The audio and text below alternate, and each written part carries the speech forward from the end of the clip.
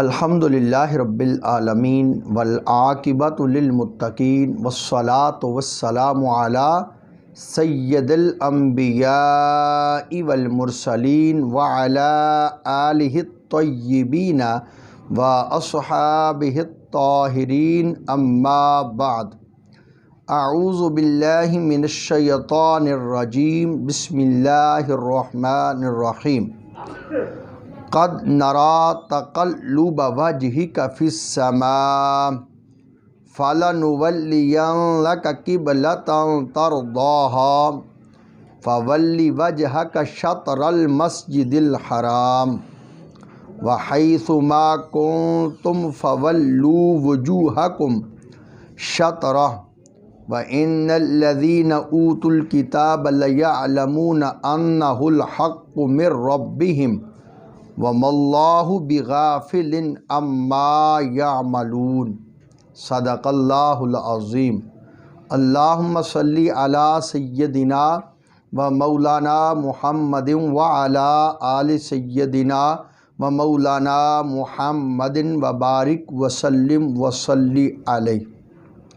تفسیر نور القرآن سورۃ البقرہ آیت نمبر 144 ہمارے آج کے درس شریف کا موضوع ہے۔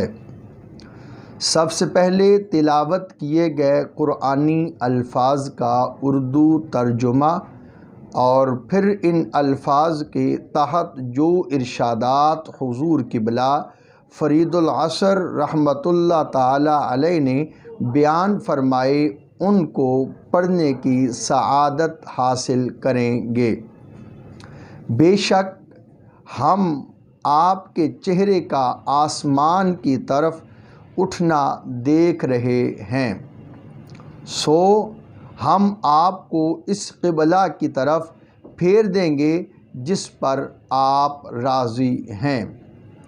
پس آپ اپنا چہرہ مسجد حرام کی طرف پھیر لیں، اور اے ایمان والو تم جہاں کہیں بھی ہو تم اپنا چہرہ اسی کی طرف پھیر لو، اور بے شک اہل کتاب کو علم ہے کہ یہ حکم ان کے رب کی طرف سے ہے، یہ حکم ان کے رب کی طرف سے حق ہے، اور جو کچھ کر رہے ہیں اللہ تعالیٰ اس سے غافل نہیں۔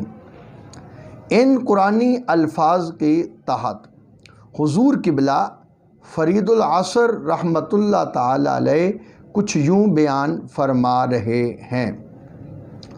حضور صلی اللہ علیہ وآلہ وسلم مکہ سے ہجرت فرما کر جب مدینہ منورہ آئے تو قریباً 17 ماہ تک بیت المقدس شریف کی طرف منہ کر کے نماز پڑھتے رہے۔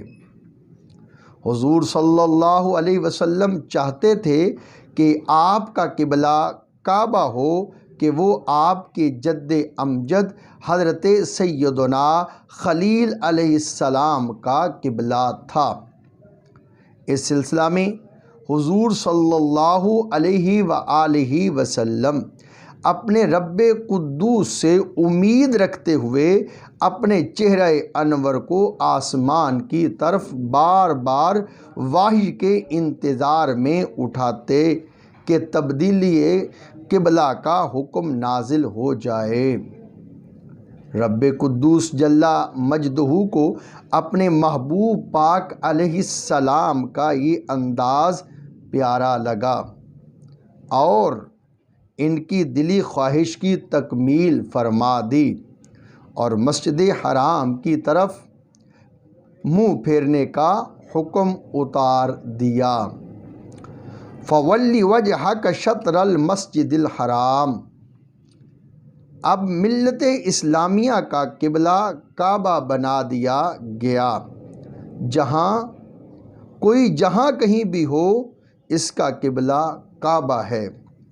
اہل کتاب یہود و نصارہ بھی اس تبدیلی پر یقین رکھتے تھے کہ کتب سماویہ میں یہ درج تھا کہ آنے والے آخر الزمان رسول کا قبلہ کعبہ ہوگا، اور یہ قبلہ بدلنے کا فیصلہ رب قدوس کی طرف سے ہی ہے، مگر محض عناد اور ہٹ دھرمی کی بنا پر انکار کرتے تھے۔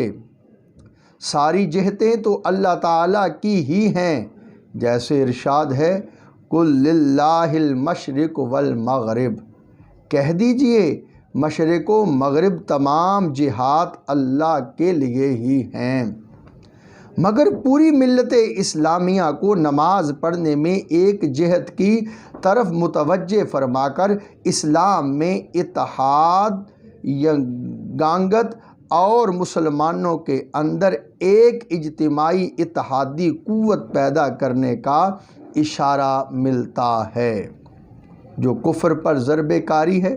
جب تک اس اسلامی اتحاد میں قوت رہی، اسلام معزز و غالب رہا، اور جب ملت اسلامیہ کی اتحادی قوت میں کمزوری آ گئی تو ملت اسلامیہ پریشانیوں میں گھر گئی۔ جس دور میں یہ سطور لکھی جا رہی ہیں، ملت اسلامیہ کے اتحاد میں شگاف ہے، جس کے باعث کفرستان کا سرکش لیڈر بش مصیبت بنا ہوا ہے۔ یہ اس وقت کی بات ہے جب امریکہ کا صدر جو ہے وہ بش تھا، اور اس تبدیلی قبلہ کی آیت مبارکہ میں مسجد حرام کی طرف منہ پھیرنے کا حکم دیا گیا۔ کعبہ یا بیت اللہ کے الفاظ نہیں، اگر یہ الفاظ مبارکہ ہوتے تو مسئلہ پیدا ہو جاتا کہ نماز میں کعبہ یا بیت اللہ کا نظر آنا ضروری ہے، اور اس پر تعمیل مشکل ہو جاتی۔ ملت اسلامیہ کو اس مشکل سے بچانے کے لیے مسجد حرام کی سمت کا ذکر فرما دیا گیا۔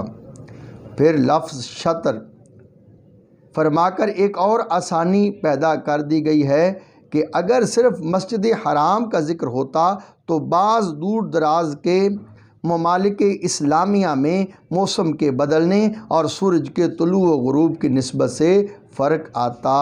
لفظ شطر فرما کر اس مسئلہ کو ایسے حل فرما دیا گیا، مسجد حرام کی سمت کی طرف نماز پڑھ لی گئی تو نماز ہو گئی۔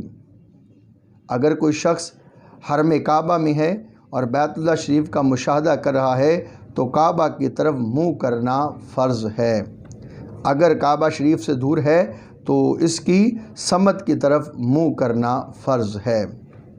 اس آیت مبارکہ میں ترضاہا کا لفظ بتاتا ہے کہ کعبہ کو قبلہ بنا دیا گیا کہ حضور صلی اللہ علیہ وسلم محبوب جانتے تھے کہ ان کا قبلہ کعبہ ہو جائے۔ تحویل قبلہ کا حکم 2 ہجری میں ہوا۔ حضور صلی اللہ علیہ وسلم بشیر بن برا کے ہاں ضیافت پر گئے ہوئے تھے۔ نماز ظہر کا وقت ہو گیا، 2 رکعتیں پڑھی جا چکی تھیں، یہ حکم نازل ہو گیا۔ عین اسی وقت تمام لوگ بیت المقدس سے کعبے کی طرف پھر گئے۔ جیسے جیسے یہ خبر علاقوں میں پہنچتی گئی، لوگ عمل پیرا ہوتے گئے۔ بنی سلمہ کو یہ اطلاع دوسرے دن صبح کی نماز میں پہنچی، 1 رکعت ہو چکی تھی، ایک آواز سنائی دی، قبلہ بیت المقدس کی بجائے کعبہ بنا دیا گیا ہے، اور آواز سنتے ہی پوری کی پوری جماعت نے رخ بدل لیا۔ دعا ہے اللہ تعالیٰ نور قرآن سے ہمیں اپنے سینوں کو منور کرنے کی توفیق عطا فرمائے۔ وصلی اللہ تعالیٰ علی حبیبہ سیدنا محمد وعلی آلہ وصحبہ اجمعین۔